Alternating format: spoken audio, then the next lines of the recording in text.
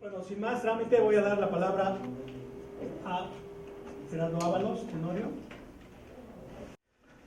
Bueno, igual, muchas gracias por la incorporación en esta mesa pues de académicos intelectuales que hacen enorgullecerse de pertenecer a la UAM y al Departamento de Relaciones Sociales en particular. Estoy en el curso de la investigación sobre las transformaciones del Estado, en un sentido amplio del Estado y desde distintas ópticas, entre ellas la filosofía política y la sociología política de manera importante. Hay una pregunta que emerge inmediatamente cuando se estudia la política en América Latina o la política en Europa después de la caída del muro de Berlín sobre todo, y que tiene que ver con la contradicción constitutiva de la modernidad entre sus promesas emancipatorias concretadas en la Ilustración y en la postulación del liberalismo, el socialismo y la democracia como proyectos modernos de progreso de la civilización, y sus concreciones contradictorias porque a la hora de la construcción institucionalizada de los órdenes políticos precisamente se niegan los fundamentos de la Ilustración y los fundamentos de las ideologías que la construyeron, ideologías o perspectivas ético-políticas. No hago una especial disquisición sobre ideologías, sino perspectivas ético-políticas. Entonces, pues vamos a ver cómo se concretó el liberalismo, cómo se concretó la democracia y cómo se concretó el socialismo, y bueno, vimos el siglo XX como absolutamente contradictorio con las promesas, respecto de las promesas de los proyectos de emancipación y de participación política. Ese es el origen de la utilidad conceptual del término autocracia, que precisamente fue el tema principal de un curso de Fernández Santillán por allá por el año 1991 en la Facultad de Ciencias Políticas y Sociales, en que precisamente arrancábamos con Kelsen y con Kant para distinguir democracia y autocracia, y bueno, eso permaneció porque autocracia es aquella forma de poder, de mando o de gobierno, donde efectivamente el que gobierna lo hace por sí solo o para sí solo. Es decir, los gobernados o aquella población que recibe las leyes no participa de ninguna manera en su elaboración o en la forma de gobierno, ¿no? Eso es lo que distingue a la autocracia, y entonces es una categoría muy útil porque es el género de distintas especies y, paradójicamente, lo más común de la forma política o del orden político en el mundo moderno, incluso posmoderno, no es la democracia o la autonomía, sino que es lo contrario, la heteronomía y las autocracias de distinto tipo. De hecho, Fernández Santillán acaba pues prácticamente de sostener que el populismo es una de las formas de la autocracia. Y se antoja una polémica ahí con el concepto de populismo de Laclau, por ejemplo, ¿no? Porque son términos que están precisamente en debate. Bueno, ¿por qué la génesis conceptual? Estoy haciendo este es el capítulo de un libro que precisamente se propone esclarecer las razones por las cuales entra en contradicción la modernidad consigo misma. Y me llama el punto de partida de este capítulo es llamar la atención acerca de 4 libros que se escribieron después de la Segunda Guerra Mundial y que atienden a las razones conceptuales precisamente del totalitarismo o de la guerra, de la guerra y del totalitarismo. Y es curioso, pero son obviamente La Sociedad Abierta y sus enemigos, de Karl Popper, es La crítica de la Ilustración, de Horkheimer y Adorno, El asalto a la razón, de Lukács, ¿no? Y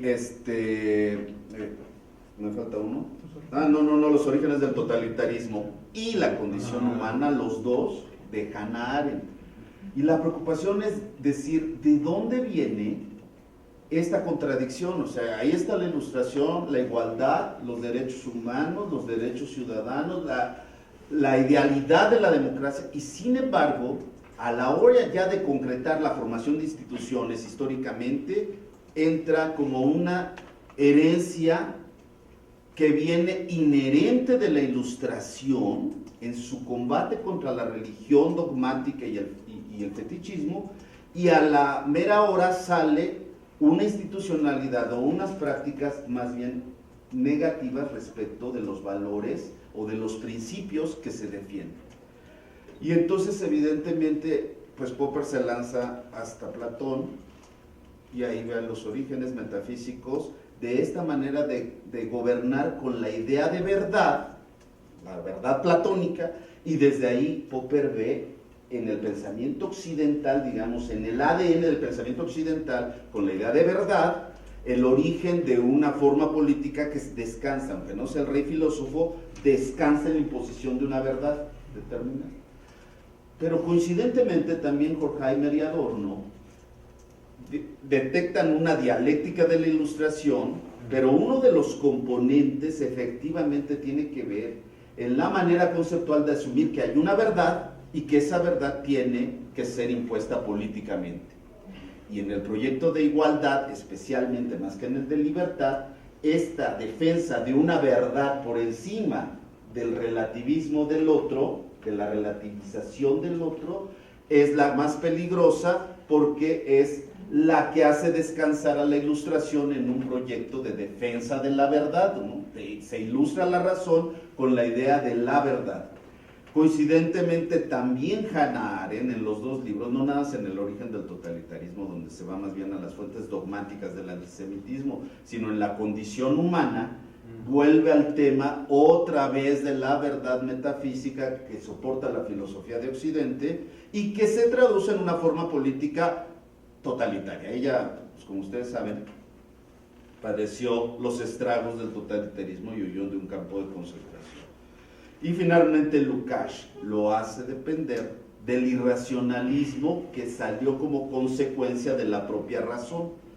Es el más dicotómico de todos de estos autores porque hace el vínculo del romanticismo de Kierkegaard y particularmente del segundo Schelling, el Schelling que le responde a Hegel, como la fuente de donde brota esta idea irracional que se traduce en un asalto a la razón en nombre de una razón. O sea, estamos frente a algo muy importante porque estamos en las fuentes conceptuales que nos permiten pensar lo político, la democracia y los procesos de emancipación. Estamos en el ADN del pensamiento moderno. Y entonces me puse a indagar, obviamente, de dónde procedía esta contradicción originalmente. Y he estudiado algunos años a Hegel y ahí encuentro una polémica interesantísima con el cristianismo y con Kant. Entonces la hipótesis de este capítulo es: el problema vino en lo que Hegel llama la positivización de la religión cristiana. ¿Por qué el mensaje de Cristo, que es de amor, paz e igualdad, se traduce en la Iglesia católica autocrática? Ahora ya sabemos que con muchos otros elementos que caracterizan su práctica cotidiana y que han afectado a miles de personas en el mundo. Pero sobre todo eso, más allá de eso, este carácter autocrático de la Iglesia católica, a pesar de que se sustenta en un mensaje de igualdad, de libertad, de emancipación y de amor al prójimo, que según López Obrador es suficiente para gobernar. Y es un escrito que le va a dar mucho gusto a Carolina Terán, a la que agradezco especialmente que me haya invitado a esta mesa, me gusta estar aquí. Es Kant con Sartre, ¿no? Un escritito denso, terriblemente difícil de Lacan, pero donde señala efectivamente el soporte obsceno del amor de Kant, en tanto el imperativo ético, moral, descansa en lo contrario, en la perversión.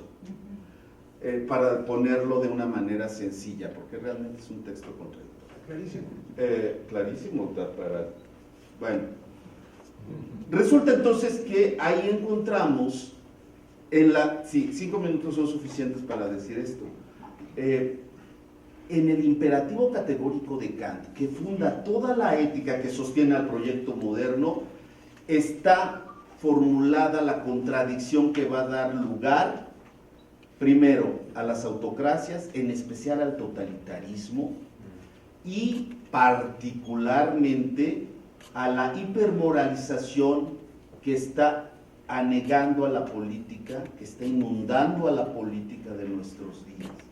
Es decir, en lugar de mayor libertad, lo que tenemos es mayores restricciones hipermoralizantes en la vida cotidiana.